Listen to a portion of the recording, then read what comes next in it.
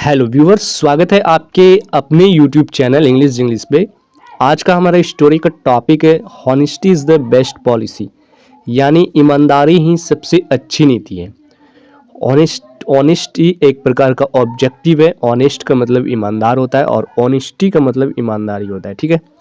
Is the best policy, best का मतलब होता है सबसे अच्छा। बेस्ट का मतलब क्या होता है? सबसे अच्छी। पॉलिसी होता है एक नीति, ठीक है। पॉलिसी को हम एक नीति बोलते हैं। तो इस स्टोरी की मदद से आप बहुत सारे डिफ़िकल्ट वर्ड सीखेंगे, फ्रेजल वर्ब को सीखेंगे, कैसे इंग्लिश को हम हिंदी में ट्रांसलेट करेंगे वो भी सीखने वाले हैं। जो नए लोग हैं जो इंग्लिश सीखना चाहते हैं, इस प्रकार की स्टोरी देख करके आप इंग्लिश को लर्न कर सकते हैं। तो चलिए हम स्टोरी को शुरू करते हैं। देखिए, सेंटेंस है अ मिल्क मैन, ठीक है। मिल्क मैन का मतलब होता है दूध वाला, जो दूध बेचता है, जो दूध वेंडर होते हैं उन्हें हम बोलते हैं मिल्क मैन। तो ठीक है, a milk man became, become का वर्ब टू बिकेम होता है। बिकम मतलब होना होता है, बिकेम यानी हुआ।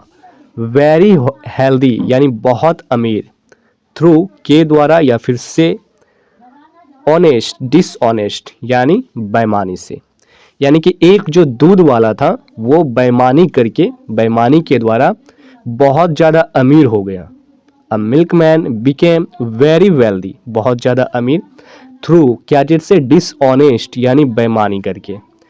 ही हैड टू क्रॉस, ठीक है, उसे एक रिवर, एक नदी जो है वो क्रॉस करना पड़ता था दूध बेचने के लिए। Daily to reach the city, रोजाना, रीच मतलब पहुंचने के लिए, कहाँ पे? द सिटी यानी शहर पहुंचने के लिए डेली उसे एक रिवर को, एक नदी को क्रॉस करना पड़ता था। वेयर हीज कस्टमर्स लिव, जहाँ उनके कस्टमर्स रहते थे, ठीक है। कस्टमर्स यानी ग्राहक जो दूध लेते थे, जहाँ उनके कस्टमर्स रहते थे वहाँ पे पहुँचने के लिए, उस सिटी पे पहुँचने के लिए उन्हें डेली एक नदी पार करना पड़ता था, वो जो दूध वाला था। बहुत ही इंटरेस्टिंग स्टोरी है। फिर देखिए आगे स्टोरी में क्या होता है। आगे है ही मिक्स्ड, वह मिलाता था। मिक्स का मतलब होता है मिलाना। The water of the river, जो नदी का पानी था वह मिलाता था, कहाँ पे? जेनरसली विद द मिल्क, वो अपने दूध में जो है नदी का पानी मिलाता था। ये जो नदी का पानी है वो अपने दूध में मिलाता था डेली, और इसके बाद वो सिटी पहुंचता था कस्टमर्स के पास। ही सोल्ड, वह बेचता था, फॉर अ गुड प्रॉफिट, अच्छा मुनाफा करके, ठीक है। वो नदी पार करके जब भी जाता था वो रोजाना अपने दूध में पानी मिलाता था, नदी का पानी, और वह इसे बेच करके गुड प्रॉफिट यानी अच्छा मुनाफा कर लेता था।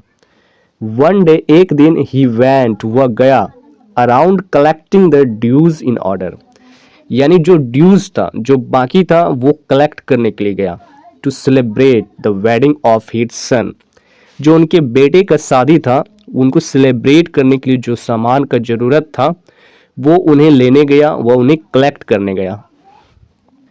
विद द लार्ज अमाउंट, यानी बड़ी राशि के साथ। लार्ज अमाउंट का मतलब क्या होता है? बड़ी राशि के साथ। थस यानी इस प्रकार, कलेक्टेड एकत्रित हुआ, ही परचेज्ड उसने खरीदा, प्लेंटी ऑफ रिच क्लॉथ्स यानी बहुत सारे महंगे कपड़े। रिच क्लॉथ्स का मतलब होता है महंगे कपड़े, प्लेंटी का मतलब बहुत सारे, एंड ग्लिटरिंग गोल्ड ऑर्नामेंट्स, और चमकता हुआ सोना, ठीक है, और चमकता हुआ सोना खरीदा। वो बहुत ही बड़ी राशि में अपने सामान को लिया और बहुत सारी चमकते हुए सोने को भी लिया। बट वाइल क्रॉसिंग, लेकिन जब वो क्रॉस कर रहा था, क्रॉस करने के दौरान, रिवर को क्रॉस करने के दौरान, द बोट कैपेजाइज्ड, यानी जो उनका नाव था वो पलट गया।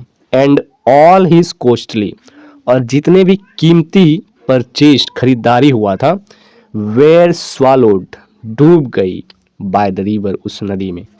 जब वह सोने का आभूषण और बहुत सारे महंगे कपड़े खरीद कर वापस आ रहा था नाव के द्वारा, तो बहुत सारे सामान उसमें डूब गए उनके रिवर में, जो वो वापस आ रहे थे। फिर क्या हुआ? The milk vendor, milk vendor हम उन्हें बोलते हैं जो कि दूध बेचता है। The milk vendor was speechless with grief, जो मिल्क वेंडर था, जो दूध बेचने वाला था, वो स्पीचलेस हो गया। स्पीचलेस का मतलब होता है बोलने के काबिल नहीं रहना, यानी चुप हो गया, अवाक रह गया। विथ ग्रीफ, इस दुख से। एट द टाइम, उसी समय, ही हियर्ड, उसने सुना, अ वॉइस, एक वॉइस आई, कहाँ से? फ्रॉम द रिवर, नदी के अंदर से एक वॉइस आया, आवाज आया, डू नॉट वीप, तुम रो नहीं, रोना नहीं है, what you have lost in only the illicit gains, यानी तुम जो खोए हो वो केवल एक अवैध लाभ था, एक बेईमानी वाला लाभ था, इलिसिट गेन्स, अवैध लाभ था, यू अर्न थ्रू चीटिंग, तुमने जो कमाया था वो धोखा करके, योर कस्टमर्स, दूसरे को धोखा करके तुमने कमाया था, तो तुम रो मत, जो बेईमानी करके कमाया वो चला गया। तो इस स्टोरी से हमें यही सीख मिलती है कि बेईमानी किया हुआ चीज़ ज़्यादा दिन हमारे पास रहता नहीं है, वो कभी ना कभी डूब जाता है किसी भी तरीके से। तो इस प्रकार के स्टोरी को देख करके आप इंग्लिश को लर्न कर सकते हैं। हमारे चैनल को ज़रूर सब्सक्राइब करें इस प्रकार के वीडियोस को देखने के लिए। Thank you.